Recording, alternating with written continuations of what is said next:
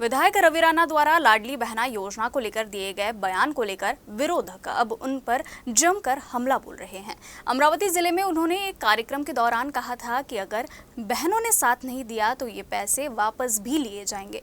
इसी बयान पर अब रवि राणा सुर्खियों में आ गए हैं।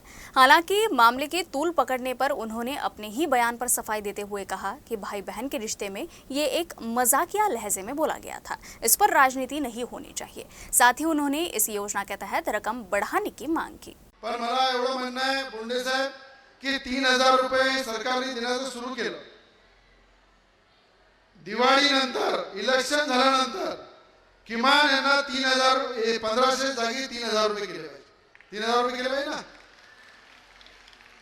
आणि 3000 रुपये पहिले कोणी काही दिलाय तर नंतर काही मिळणार आहे। जर 1500 रुपये आज मिळाले आणि उद्या तुमचा भाऊ म्हणून जर सरकारला विनंती केली की हे 3000 रुपये हे 1500 रुपयाचे 3000 झाले पाहिजे, हे कधी म्हणू शकतो आपण जेव्हा भर भरून त्यांना तुम्ही आशीर्वाद द्या। काय द्या आणि आशीर्वाद कसा द्यावा लागते?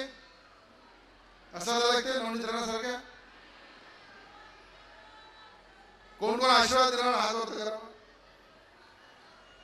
ज्यांनी आशीर्वाद दिला नाही तर मी तुमचा भाऊ आहे, ते 1500 रुपये खात्यातून वापस घेऊन येईल। बरोबर आहे काय? तिकडे आशीर्वाद देणार नाही काय? बाहेरचे लोक आशीर्वाद देणार नाही काय? अरे आज एक लक्षात ठेवा की या सरकारने पहिले दिलेला आहे, पहिले देत आहे आणि ज्याचा खाल्लं त्याला जागलं पाहिजे अशा प्रकारचं धोरण ठेवून कोण ऐरा गैरा आता समोर उभा राहते त्याची पर्वा करू नका।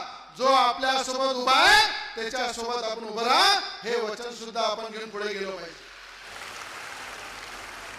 कारण की आपण नेहमी विचार करतो सरकारचे येतं तर घेत राहायचं आणि सरकारने दिलं घेत राहायचं पण त्याला वापस देत राहायचं तर देणाऱ्या सरकारी अजून मजबूतीने सरकार देत राहील, नेते देत राहील आणि आमच्या गोरगरिबांचं कुठेतरी भलं होईल। हा विचार करायला पाहिजे ना आपण। नाही तर आता मला माहित आहे पावसाळ्याचे दिवस चालू आहे, अनेक मेंढकं बाहेर निघतात। असं आहे की मुख्यमंत्री लाडकी बहीण या योजनेच्या महिलांचा मोठा ज्या लाखोच्या संख्येने अमरावती जिल्ह्यामध्ये ज्यांची नोंदणी झाली त्यांना प्रमाणपत्र वाटपचा प्रोग्राम होता। अत्यंत खेडीमेडीच्या वातावरणामध्ये एक बहीण भावाचं जे नातं असते त्या नात्यामध्ये गमतीनं आणि सगळ्या महिला हसत होत्या, एक गमतीनं हे वक्तव्य केलं आणि बहीण भावाचे नातं जे असते हे गमतीचं असलं पाहिजे, आपुलकीचं असलं पाहिजे, प्रेमाचं असलं पाहिजे आणि त्या नात्यामध्ये मी गमतीनं बोलून त्याचा जो विरोधक भाऊ करताय मला असं वाटते त्यांच्या पायाखालची वाळू घसरलेली आहे।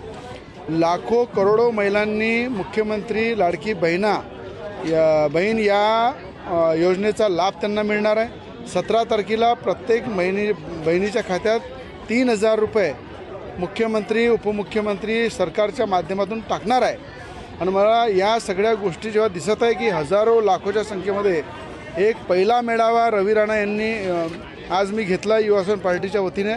सगळ्या लाभार्थ्यांना इथे बोलवलं, त्या ठिकाणी त्यांचं जेवण होतं, हसी खेळीच्या वातावरणामध्ये आम्ही गंमत केली, महिलांनी काही प्रश्न विचारले, मी सुद्धा विचारले।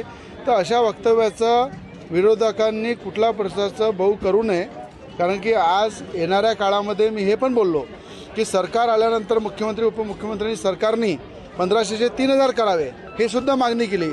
आशा वर्कर मदतनीसचा पगार वाढवा ही सुद्धा मागणी केली। तर मला असं वाटते की विरोधकांनी काही चांगल्या गोष्टी शिकलं पाहिजे।